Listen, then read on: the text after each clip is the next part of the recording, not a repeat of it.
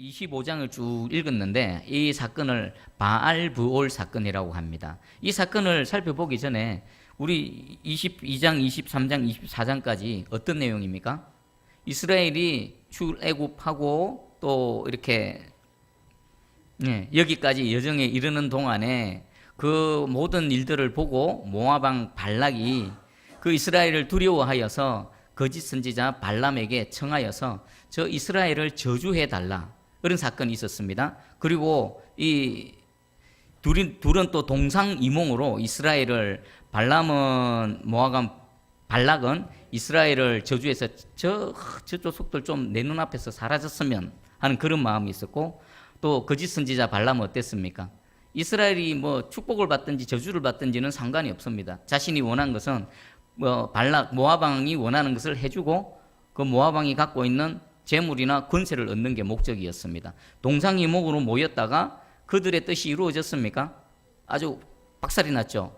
우리 하나님께서 개입하셔서 저주하기를 원하는 그 발람의 입을 틀어막으시고 또 변화시키셔서 오히려 그 저주가 축복이 되게 하시는 그런 은혜를 입었습니다. 이 둘은 거듭 3번씩이나 4번씩이나 시도를 하다가 안 되니까 서로 마음이 틀어져서 각자 제 갈 길로 갔습니다. 그래서 24장 25절에 보니까 발람이 일어나 자기 곳으로 돌아가고 발락도 자기 길로 갔더라. 자, 그럼 산에서 지금 이런 엄청난 사건이 발생하고 있는데 이스라엘 백성들은 알았습니까? 몰랐습니까? 전혀 몰랐죠. 그러면 하나님께서는 그들은 모른다 할지라도 그들이 알 수 없는 영역에서 그들을 위해서 친히 홀로 싸우셨죠. 이스라엘은 한 것이 아무것도 없습니다. 하나님께서 홀로 싸우시고 홀로 이기시고 그 이기게 하신 은혜를 이스라엘들에게 부어주고 있는 이 사건이 진행되어지고 있는 동안에 이스라엘 백성들은 모압 평지에서 무엇을 했는가? 이들이 한 일이 무엇인가? 우리 한번 25장 1절을 읽어보겠습니다. 25장 1절 시작. 이스라엘이 시딤에 머물러 있더니 그 백성이 모압 여자들과 음행하기를 시작하니라. 아멘. 이런 엄청난 하나님의 은혜 가운데 있으면서 그동안에 이들이 한 게 뭐라고요?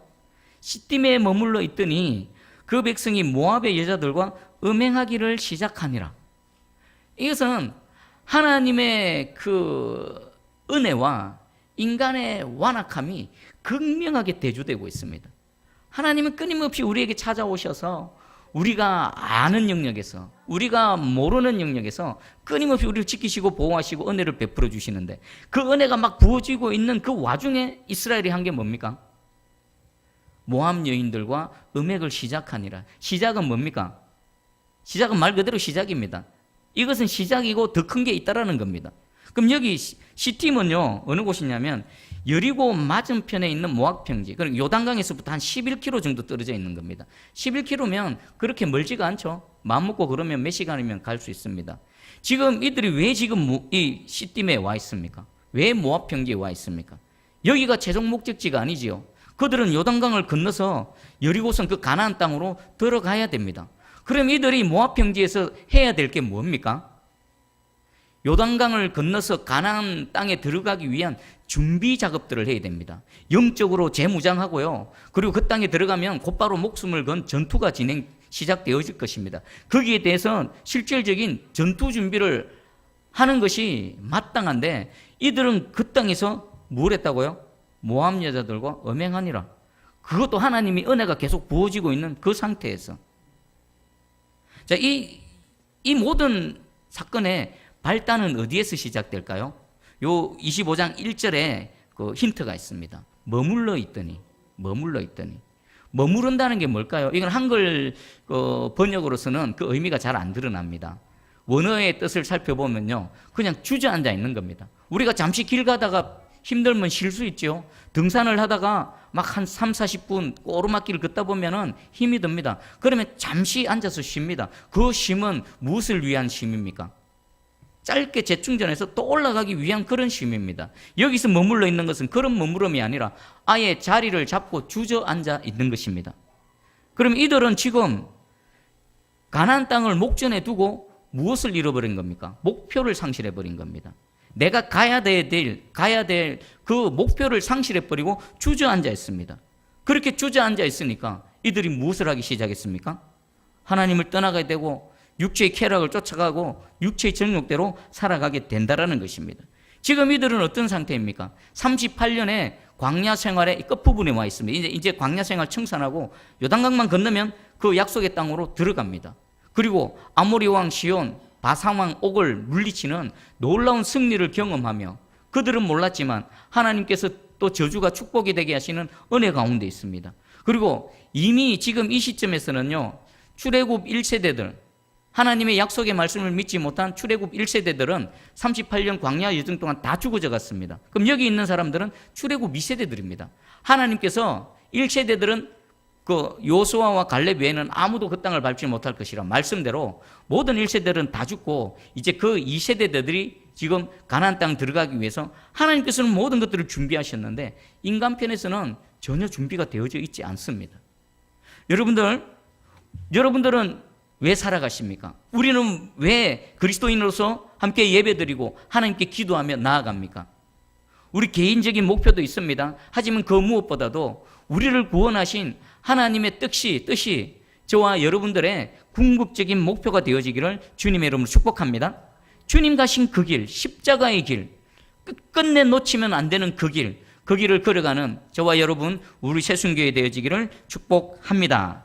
그러니까 이 시작이 있는데 목표를 상실한 그들이 어디까지 타락하는지 2절, 3절을 한번 읽어봅니다. 시작. 그 여자들이 자기 신들에게 제사할 때에 이스라엘 백성을 청하매 백성이 먹고 그들의 신들에게 절함으로 이스라엘이 바알보올에 가담한지라 여호와께서 이스라엘에게 진노하시니라. 아멘. 먼저는 음행으로부터 시작되어졌습니다. 육체의 타락, 도덕적, 윤리적 타락을 먼저 시작했습니다. 이 육체의 타락은 곧 무슨 타락하고 연결됩니까? 영적인 타락하고 곧바로 연결되어집니다. 그 여자들이 자기 신들에게 제사할 때에 이 모압의 신들을 제사하는 그 제사의 자리에 이들을 청합니다. 여기 청한다라는 것은 초대할 때는 무슨 특별한 목적이 분명히 있습니다. 우리 파티를 할 때에 생일 파티는 무엇 때문에 모입니까? 어떤 사람을 생일을 축하하기 위해서 모이지요. 회갑년, 돌잔치 각각 목적이 있습니다. 이들이 초대했을 때에 분명한 목적이 있습니다. 이들의 분명한 목적은 뭘까요? 그들이 섬기는 신들에게 이스라엘 백성들도 무릎 꿇리고 그 신에게 절하게 만드는 게 그들의 초청한 목적입니다. 그런데 수단이 있습니다. 그 수단이 뭡니까? 자기들과의 그 성적인 관계로 먼저 유혹을 합니다. 그리고는요, 음식을 준비. 여러분들 이들이 초청 받아서 그 제사 자리에 차려진 음식을 봤을 때 어떤 느낌이었을까요? 그들은 38년 동안 광야에서 만나만 먹고 지냈습니다. 똑같은 거. 38년 똑같은 거. 여러분 1년만 라면 한번 먹어보실랍니까? 1년만. 38년만 똑같은 거 먹고 있다가 이 초청에서 가봤더니 막 진수성찬이 듣도 보도 못한 거. 지금 얘들은 출애굽 2세대이기 때문에 애굽에서의 그 만난 음식도 모릅니다. 말로만 들었지. 보니까 눈이 획 돌아가는 겁니다. 마음껏 먹으라고 합니다. 이게 웬 떡이냐 먹어보니까 만나하고는 비교할 수도 없죠. 너무나 맛있는 겁니다. 그리고 또 이들이 이 육체의 쾌락에 흠뻑 젖어버립니다. 그리고는요, 끝끝내 이스라엘이 바알부올에 가담한지라. 바알 신에게 머리를 숙이고 절하고 함께 예배드리기 시작하는 겁니다. 여기서 가담한지라는요, 처음에 초청했을 때는 쭈뼛쭈뼛했을 것입니다. 가도 되나? 한번 초청하니까 한번 참여는 해보지. 처음에는 수동적이었습니다. 그런데 가담한지라는요, 수동적이 아니라 능동적인 겁니다. 가담한지라의 뜻은요, 이런 겁니다. 자기 스스로를 묶는 겁니다. 원래 이스라엘 백성들은 누구에게 묶여져 있었습니까? 여호와 하나님께 묶여져 있었습니다. 그런데 그들은 적극적으로요, 하나님과 묶여져 있는 그 끈을 풀어버리고요, 어디에 묶었다고요? 자기 자신을 바알 우상에게 스스로 묶어버린 겁니다. 이것은 처음에는 수동으로 시작했다가 나중에는 능동적으로, 적극적으로 우상 숭배에 동참했다라는 것입니다. 이것은요, 출애굽기 32장에 보면은 금송아지 사건과 맞먹는 엄청난 하나님 앞에 범죄함입니다. 그들이 어떻게 지금 여기까지 와 있는데, 하나님이 어떻게 그들을 구원하셔서 여기까지 인도하셨는데, 이들은 이 하나님의 이 신의를 완전히 헌시장처럼 버려버렸습니다. 육체의 쾌락과 눈에 보이는 먹는 음식. 여러분 한번 생각해 보십시오. 사단은요, 두 가지 공격으로 계속 반복적으로 우리를 공격합니다. 첫 번째 유형은 핍박입니다. 핍박. 예수 믿으면 불이익을 당하게 만들고 예수 믿으면 욕먹게 만드는 이런 핍박. 지금도 저 조금만 몇백 킬로만 올라가면 북한 땅에는 핍박의 그 유형 속에서 살아가고 있습니다. 그럼 또 한 가지 유형은요, 유혹하는 겁니다. 청함해. 처음에는 청합니다. 요거 좋다. 요거 한번 해봐라. 이게 더 유익하다. 이게 참 좋다. 맛보니까 너무 좋거든요. 쑥 빠져버려요. 스스로 가담해버리는 이런 유혹의 단계. 우리 대한민국은 어느 유행일까요? 우리는 어느 유행에 살아갑니까? 뭐 전도의 문이 막히고 예수 믿는다라고 뭐 손가락질 당하고 하지만 우리는 핍박의 시대를 살아가지 않습니다. 우리는 사단이 더 좋은 것들로 유혹하고 이 바알부얼 사건을 일으키는 이 모함 여인들처럼 유혹당하는 이 세상 가운데 살아가고 있습니다. 여러분 어떤 게 더 치명적인 것 같습니까? 기독교 역사를 보면요, 아이러니하게도 핍박이 있으면요, 기독교가 쭈그러들까요? 오히려 더 강하게 생명력을 나타냅니다. 그런데 오히려 편안하게 만들고요, 더 살기 좋게 만들고요, 유혹해버리면 너무나 쉽게 넘어져 가버립니다. 우리 대한민국처럼. 나중에 통일되면 어떻게 되어질지 모릅니다. 우리가 한국 교회가 막 뭐 부흥하고 한국 교회가 세계 뭐 미국 다음으로 선교사를 많이 파송하고 막 이렇다라고 떠들고는 있는데 정작 남과 북이 성도가 함께 모여서 예배드리면요, 아마 성령의 역사심이 다를걸요. 목숨 걸고 예수를 믿는 자들, 목숨 걸고 찬송 한번 하고 죽는, 목숨 내놓는 자들하고 편안하게 신앙생활하는 사람들하고 아마 근본적으로 차이가 있지 않을까 생각해 봅니다. 여러분들, 이 사단은 끊임없이 두 가지를 동시에 우리를 공격합니다. 지금 핍박 가운데 있습니까?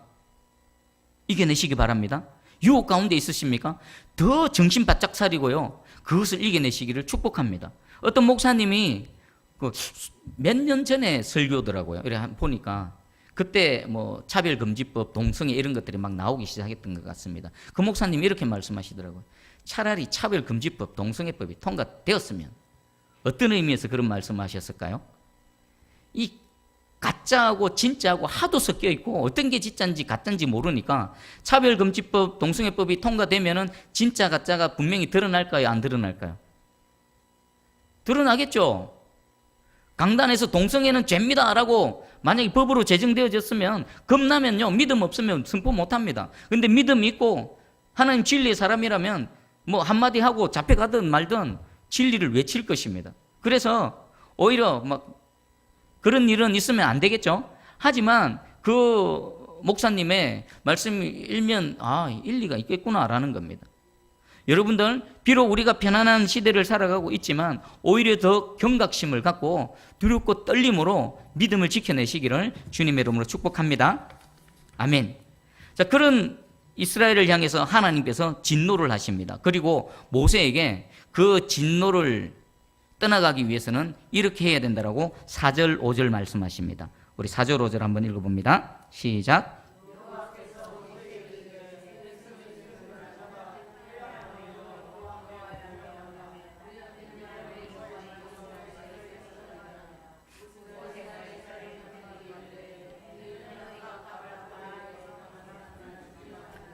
아멘. 4절은 하나님께서 모세에게 그 진노하심으로 징계의 말씀을 하십니다. 그리고 5절은요, 그 하나님의 말씀을 들은 모세가 실질적으로 행한 그 조치의 내용을 이렇게 말씀하고 있습니다. 하나님께서 말씀하신 내용은 뭡니까?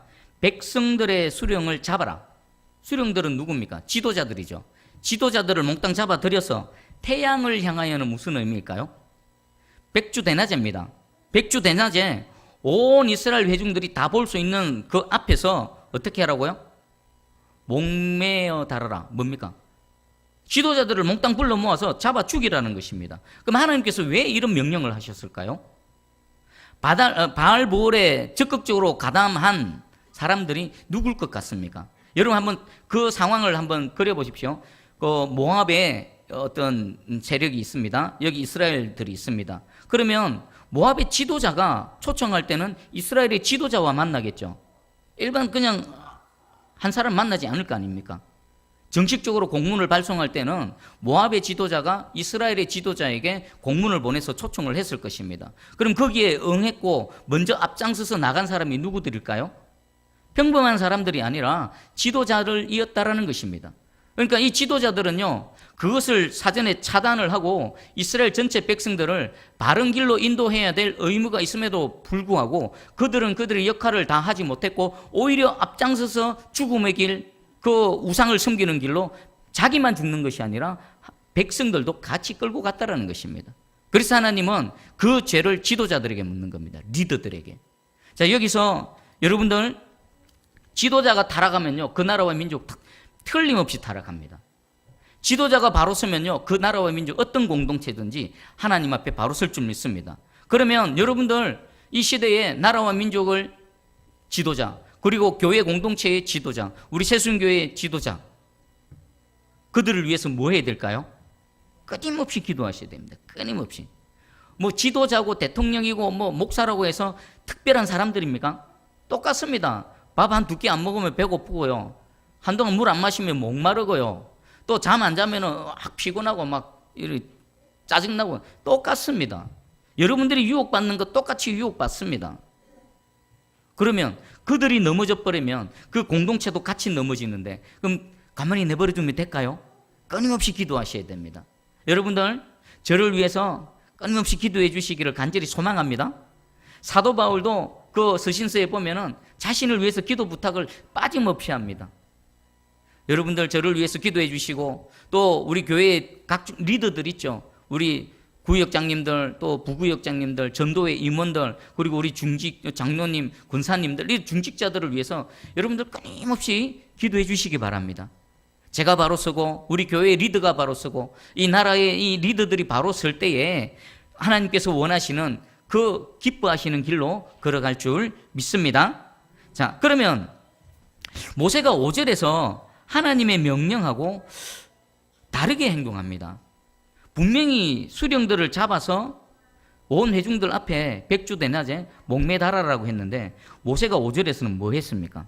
이렇게 명령합니다. 너희는 각각 바알부올에 가담한 사람들을 죽이라. 하나님의 명령하고 모세가 취한 행동하고 같습니까? 다릅니까? 다릅니다. 모세는 어쩌면 그 전체 리더들을 잡아 죽이는 것은 너무나 가혹하고 또 전체 이 이스라엘 백성들을 인도해 가야 될 총 리더로서 중간에 리더들이 없어져 버리면 거기에 대한 부담감이 있을 수도 있고 여러 가지 이유가 있겠죠. 그럼에도 불구하고 중요한 것은 모세는 하나님께서 명령하신 대로 행하지 않았다라는 것입니다. 우리가 징계를 당할 때에 하나님이 징계의 말씀을 하십니다. 거기에 인간적인 어떤 방법이나 다른 게 들어가면 안 됩니다. 우리가 징계를 당할 때도요, 하나님께서 하시는 말씀대로 징계를 당할 때 모든 것이 깨끗하게 정리되어지고 새롭게 시작되어질 줄 믿습니다. 자, 모세의 이 조치가 부족한 것이 그 다음 여실히 드러납니다. 6절하고 8절을 한번 6절에서 8절까지 한번 읽어봅니다. 시작. 이스라엘 자손의 온 회중이 회막문에서 울 때에 이스라엘 자손 한 사람이 모세와 온 회중의 눈앞에 미디안의 한 여인을 데리고 그의 형제에게로 온지라. 제사장 아론의 손자 엘레아스의 아들 비느하스가 보고 회중 가운데서 일어나 손에 창을 들고 그 이스라엘 남자를 따라 그의 막사에 들어가 이스라엘 남자와 그 여인의 배를 꿰뚫어서 두 사람을 죽이니 연병이 이스라엘 자손에게서 거쳤더라. 아멘. 모세의 조치 이후에 이 행하던 죄악이 근절되어졌습니까? 아니면 계속 진행됩니까? 계속 진행됐지 않습니까? 6절에 보니까 이스라엘 자손이 온 회중 회막에서 울 때 지금 왜 이들은 웁니까? 지금 이들이 모여서 우는 장소가 어디입니까? 회막 앞이라는 것은요, 하나님이 계신 거룩하신 하나님 앞에 온 회중이 자신들의 죄악과 그리고 그 죄로 인해서 진노하시는 하나님 앞에 무릎 꿇고 엎드려서 가슴을 찢고 통에 자복하고 있는 그 순간입니다. 그런데 그 순간에 어떤 일이 일어났습니까? 한 사람이 그들이 울고 있는 그 앞에서 장면을 그려보십시오. 막 백성들이 하나님 앞에 잘못했습니다 회개하면서 통에 잡아가는 그 순간에 그들 보는 앞에 한 여인을 데리고 들어와서 그 장막 안에서 그 음행을 하는 겁니다. 그럼 왜 이런 일이 발생할까요? 만약에 모세가 하나님께서 명령하신 대로 모든 두령들을 다 끌고 와서 그 앞에서 태양, 그 백주대낮에 하나님 앞에서 온 이스라엘 앞에서 하나님 말씀대로 행했더라면 감히 이런 일이 일어날까요? 감히 안 일어납니다. 지금 이 한 사람이 하는 행동은요, 감히입니다. 감히. 하나님의 진노 중에 자신의 죄를 깨달지 못하고요, 그 악한 길을 계속 걸어가는 것. 이 사람은 하나님도 무섭지 않고요, 온 회중이 무릎 꿇고 하나님 앞에 탄식하는 그것이 눈에 들어오지 않습니다. 무섭지가 않은 겁니다. 여러분, 오늘날 대한민국에 보면 흉악한 일들이 계속 발생하죠. 불과 10년, 20년 전에만 해도 우리가 생각도 못하고 입에 담지 못하는 그런 흉악한 일들이, 예전에도 살인은 있었습니다. 근데 요즘의 살인은요, 더 흉악합니다. 예전에도 폭행은 있었습니다. 지금은요, 더 무자비하고 더 잔인합니다. 왜 그럴까요? 왜 그런 것 같습니까? 겁이 안 나는 겁니다. 겁이 안 나. 지우라 조용히 해라. 겁이 안 나는 겁니다. 여러분, 뭐 농담 삼아 이런 말 하는 사람 들어봤죠? 게임값 물어주지 뭐.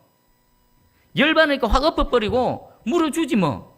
자, 이게 싱가포르로 예를 들어 보십시다. 싱가포르라는 나라에서 이 통할까요? 이슬람권에서 잘못하면 태형을 뭐 100대씩 200대씩 때리는 이런 사회에서 게임값 물어주지요. 어디서 감히 그런 말이 쉽게 나옵니까? 지금 법이 법같지 않으니까 이 악이 함부로 날뛰는 겁니다. 하나님의 법은요, 우리의 마음을 변화시키셔서 사랑함으로, 감사함으로 자발적으로 순종하게 만듭니다. 하지만 세상 법은요, 이 악을 변화시킬 능력은 없습니다. 하지만 어디까지는 가능하냐면 더 강한 힘으로 억누르는 힘은 있습니다. 근데 세상 이 대한민국의 현재 법은요, 그 악을 억누를 수 있는 힘이 없습니다. 경찰 우습게 여깁니다. 경찰이 출동해도요, 지가 하고 싶은 대로 사람 때립니다. 경찰이 출동해도 총이 있는 경찰 앞에서도 칼 빼들고 휘두릅니다. 쏴버려야지. 겁난 줄 알아야지. 겁을 안 내는 겁니다. 지금 이 사람이 그 상태입니다. 하나님은 그런 우리를 잘 아시고요, 그런 인간의 완악함을 아시고요, 그들이 두려워서 확 엎드러질 그런 명령을 하셨는데 모세는 타협을 해버렸습니다. 그러니까 겁이 안 나는 겁니다. 저질러 버리는 겁니다. 여러분, 세상은 그렇다 치고 교회는 어떨까요? 교회의 3대 지표가 있습니다. 말씀이 선포되어야 되고, 그리고 또 성례가 집행되어야 됩니다. 우리 주님 명령하신 그 성찬식과 세례식. 그리고 세 번째가 권징입니다. 권징이 뭡니까? 치리하는 겁니다. 옳은 길로 인도하고 권면을 하고, 만약에 회개치 않고 들이키지 않으면 거기에 대해서 벌하는 게 권징입니다. 오늘날 한국 교회에 권징이 있습니까? 우리 개혁주의 교회에서는 이것이 교회다라고 세 가지 특징, 말씀, 성례, 권징입니다. 권징이 사라졌다면 개혁주의적 입장에서의 교회가 아닌 것입니다. 여러분들은 우리 교회가, 한국 교회가 어떻게 되기를 원하십니까? 우리 교회는 권징이 있습니까? 권징이 진행되고 집행되면 여러분들 그 권위 앞에 머리 숙이고 순종하고 복종할 마음의 준비가 되어져 있습니까? 근데 제가 경험한 몇몇 교회를 보면요, 권징을 안 받아들입니다. 권징하고 치리하면 어떡합니까? 여기만 교회가 갚버리고 또 그 담임 목사님이 거기에 대해서 공포를 했으면 이런저런 조치를 이렇게 얘기했음에도 불구하고 안 따릅니다. 세상 법은요, 안 따르면 어떡합니까?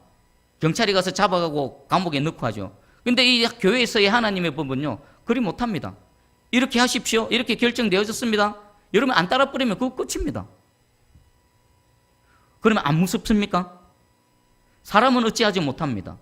목사는 어찌하지 못합니다. 하지만 하나님은 보고 계십니다. 누가 더 무섭습니까? 수갑 차고 감옥 가는 게 무섭습니까? 하나님 보시는 게 무섭습니까? 하나님을 더 두려워하시기를 축복합니다. 자, 이런 상황 가운데 비느하스가 보고 벌떡 일어났습니다. 일어났으면 뭐 했습니까? 손에 창을 들고 뚜벅뚜벅 걸어 들어가서 그 음행하고 있는 남녀를 한 창으로 찔러 버렸습니다.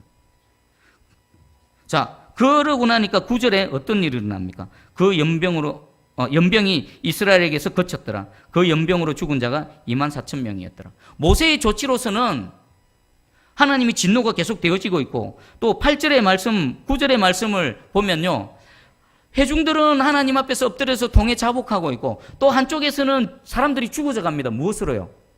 연병으로. 이 음행과 우상숭배로 통에 자복하는 우리가 있는 반면에 누군가는 하나님 진노의 연병으로 죽어져 가는데 지금 그 짓을 하고 있는 겁니다. 계속 진행하고 있는 겁니다. 그때 비느하스가 창을 들고 가서 그들을 한 창으로 뚫었을 때에 연병이 거쳐졌더라. 하나님이 진노가 거두어졌더라. 그리고 이때 죽은 사람이 몇 명이라고요? 24,000명. 옛날하게 아니라 이 하나님의 진노의 연병으로 죽은 사람이 24,000명이라고 정확하게 기록하고 있습니다. 시간적으로 얼마나 걸렸을까요? 불과 몇 날에 안 되었을 것입니다. 여러분들, 한순간에 24,000명이 연병으로 죽는다. 하나님의 진노 가운데 죽었다.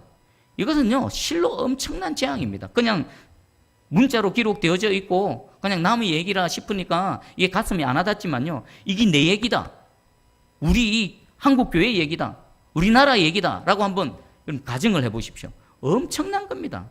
24,000명이 한순간에 죽는다. 자, 그러면 우리 마지막으로 하나만 더 살펴보겠습니다. 이 사건의 배후에 누가 있을까요? 그냥 어쩌다가 이런 일이 일어났을까요? 어쩌다가 우연히 모함 여인하고 마주쳤고 눈에 불이 튀었고 그래서 음행에 빠지고 또 그것 때문에 바알보올에 가서 절하는 일이 발생했을까요? 배후에 사단이 있는 겁니다. 배후에 조종하는 분명한 세력이 있는 것입니다. 민수기 31장 16절 제가 소개해 드립니다. 보라, 이들이 발람의 꾀를 따라 이스라엘 자손을 부올의 사건에서 요 앞에 범죄하게 하여 여호와의 회중 가운데 연병이 일어나게 하였느니라. 아멘. 이 사건의 배후에서 계획하고 조정한 사람이 누구라고요? 발람이라고 분명히 말씀하십니다. 발람의 꾀라는 것입니다. 어쩌다가 우연히 발생한 바알보올 사건이 아니라 이 모든 것들은 그 이스라엘을 저주하려고 했다가 실패해버린 발람이 모든 것들을 기획하고 아이디어를 주고 또 이 모압 왕은 옳거니 하고 그것을 실행했고요, 이스라엘을 범죄하게 만들고 죽게 만들고 하나님으로부터 멀어지게 만들었던 것입니다. 지금도 사단은 동일하게 일하고 있습니다. 끊임없이 포기하지 않고. 언제까지요? 주님 다시 오셔서 이 땅을 정리해버리시고 저와 여러분들이 인생의 이 죽음을 맞이해서 주님 품에 가는 그 순간까지요, 사단은 결코 포기하지 않고 끊임없이 이런 공격을 해댈 것입니다. 우리는 아무도 자유롭지 않습니다. 자, 그러면 우리는 어떻게 해야 되는가? 그 사단을 이길 수 있는 방법은요, 오늘 이들이 어쩌다가 이런 지경에 빠졌습니까? 시딤에 머물러 있더니 목표를 상실하고 그대로 주저앉아 있다가 이런 지경에 빠졌습니다. 그러면 우린 이 오류에 빠지지 않기 위해서는 우리는 뭐 해야 될까요?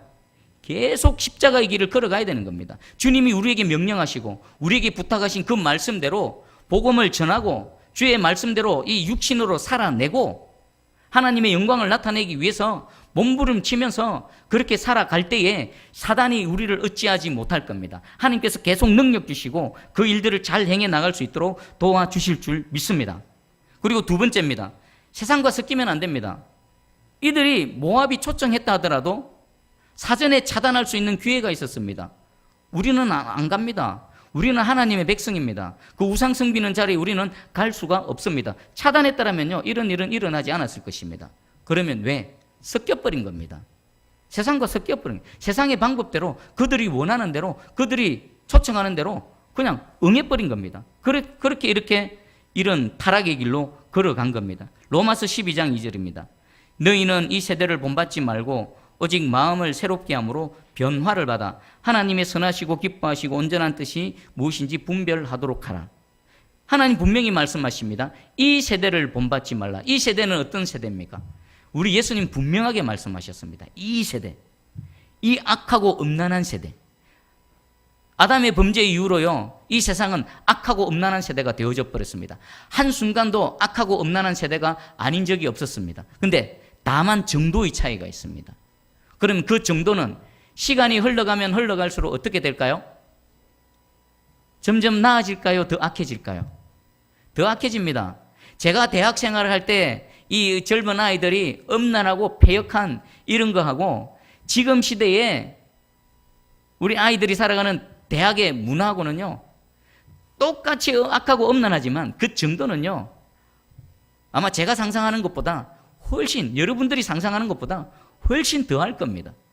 그런데 안타깝지만 우리 예수 믿는 사람들은 그런 세상 가운데 살아갑니다. 우리 아이들은요, 중고등학교 10대를 그런 세상 가운데 살아가며 또 청년의 때를 보내고 있습니다. 세상은 뭐라고 말합니까? 우리 젊은 아이들 연애 안 하면, 연애 못하면 바보 취급합니다. 그리고 아이들 가만히 보면 좋아하지도 않아. 남자가 여자 안 좋아해. 제가 이렇게 시내 가는데 커플들 한번 보면요, 제가 알거든요. 제가 별로 안 좋아하는데. 그런데 같이 다녀.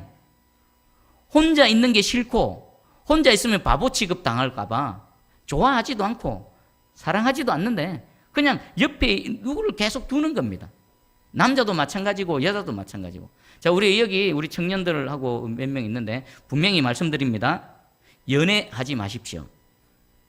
연애하지 마십시오. 제 조카들에게도 계속 강조합니다. 연애하지 마라. 대학 가면 연애할 생각하지 말고 그냥 공부해라. 그러면 하나님께서 때에 따라 제일 좋은 걸 붙여주신. 자, 이게 뭐냐면은 그냥 꼰대라 그럽니까? 잔소리하고 꼰대로 듣지 마시고 이건 성경적인 겁니다. 요즘 젊은 아이들 연애하면 어디까지 갑니까? 손잡고 그냥 갈 때까지 가버립니다. 그래도 예전에 여러분들 연애할 때는 누구를 만나면 반드시 뭐가 전제되어졌습니까? 결혼이 전제되어졌죠. 요즘은 결혼 그런 거 어디 있어? 결혼 생각도 안 하면 결혼할 생각도 없으면서. 여러분 그 보석상에 가면요, 진열대에 있는 그 진열품들은 다 어떤 겁니까? 다이아몬드라고 내어놓는데 그 진열대에 있는 다이아몬드가 진품일까요? 가짜일까요? 모조입니다. 진짜는 어디 숨겨놓습니까? 뒤에 금고에. 여러분 값싸게 놀지 말라는 겁니다. 이 세상이 전부 엄난할 때에 여러분들 하나님 앞에서 거룩함을 지키면요, 여러분들 실질적으로 몸값이 올라갑니다. 사람들 놀 때는 아무나 하고 놀지요. 그런데 결혼할 때는 어떻게 하겠습니까? 깨끗한 거 진짜 찾는 겁니다. 요즘 세상에 진짜 없거든요. 거룩함으로 이 세대를 본받지 말고 여러분들을 정결하게 유지하면요, 여러분들은 최고의 그 값진 다이아몬드 취급을 받게 되는 겁니다. 동의하십니까? 남들 연애하는 거 부러워하지 마십시오. 그거 쓸데없는 겁니다. 그 하는 동안에 몸 베리고요, 마음 상하고, 헤어지면 또 마음 상하고 상처받고, 그냥 주님 안에서 예배드리고 주어진 일 열심히 하면요, 하나님이 최고의 것을 준비하셨다가 딱 만나게 하시고, 착 보면 압니다. 지금 무슨 말인지 모르겠지만 착 보면 저거구나 딱 압니다. 순식간에 한 방에 하나님께서 해결해 주시는 겁니다. 그리고 타협하지 마시고요, 세상에 끊임없이 타협을 요구합니다. 진리의 말씀 가운데, 진리 가운데 바로 서 있으면 하나님께서 최고 좋은 것들로 우리에게 먹이시고 입히시고 인도해 주실 줄 믿습니다. 그리고 세 번째가 마귀의 유혹을 피하고요, 피할 뿐만 아니라 이 피한다고 이들이 포기합니까? 끝까지 쫓아옵니다. 그럼 맞짱 떠서 싸워야 되는 겁니다. 여러분 요셉 한번 봐보십시오. 보디발의 아내가 요셉이 키가 크고 막 예쁘장하고 잘생겼으니까 유혹을 하는데 그 유혹은요 쉽지가 않은 겁니다. 그리고 당시 요셉 시대만 해도 이 마나님이 종 중에서 좀 괜찮은 종들 데리고 자는 건요, 그건 흔한 일입니다. 특별한 일이 아니었습니다. 로마 시대만 해도요 그런 일은 그냥 일상생활이었습니다. 그런데 요셉은 그것을 거절했습니다. 거절하니까 그냥 포기했습니까? 끝까지 쫓아다녔죠. 끝까지 쫓아다니고 요셉이 옷을 막 붙들고 늘어지니까 요셉이 어떻게 해버립니까? 옷을 내팽개치고 도망가는 겁니다. 여러분들 죄도요 우리를 끝까지 쫓아오면서 우리를 유혹합니다. 도망가면요 또 막 바짓가랑이 붙들고 우리를 넘어지게 만듭니다. 거기에 넘어가시면 안 됩니다. 요셉처럼 죄와 싸우시고 죄가 다가오면 기겁을 하고 도망치십시오. 여러분들 길 가다가 오물을 보면 어떡합니까? 기겁을 하고 피해가죠. 여러분 길 가다가 앞에 막 곤충 같은 거 막 바퀴벌레 오면 어떡합니까? 기겁을 하고 도망가죠. 그것처럼요 여러분 앞에 죄가 슬금슬금 다가오면요 기겁을 하고 도망쳐야 됩니다. 그리고 피 흘리기까지 그것과 싸워 나가야 되는 겁니다. 붙잡히면 어떻게 됩니까? 죽습니다. 죄에 붙잡히면요 이스라엘 백성들처럼 바알보올에 가담한 자들 다 죽고요. 거기서 안 죽으면요, 연병에 죽고요. 회개하고 돌이키지 않으면요, 그때까지 계속 죽임을 당할 겁니다. 여러분들, 오늘 설교 제목이 뭐였죠? 사단은 포기하지 않는답니다. 사단은 결코 포기하지 않을 겁니다. 그러면 우리도 어떻게 해야 될까요? 우리도 포기하지 않아야 되는 겁니다. 때로는 넘어질 수 있습니다. 때로는 자빠질 수 있습니다. 하지만 의인은 7번 넘어져도 다시 일어납니다. 의의 말씀 붙들고 주여 용서하여 주시옵소서. 다시 그 길을 가기 원합니다. 계속 그 길을 걸어갈 때에 이 바알보올 사건을 이기며 하나님의 영광을 담아내는 저와 여러분들 되기를 축복합니다. 여러분 축복하기에는 평생에, 여러분 삶 평생에 이 바알보올 사건이 없기를, 슬금슬금 다가와도 대적해서 이기며 나아가는, 승리하는 우리 모두 되기를 주님의 이름으로 축복합니다. 아멘. 제가 기도하겠습니다.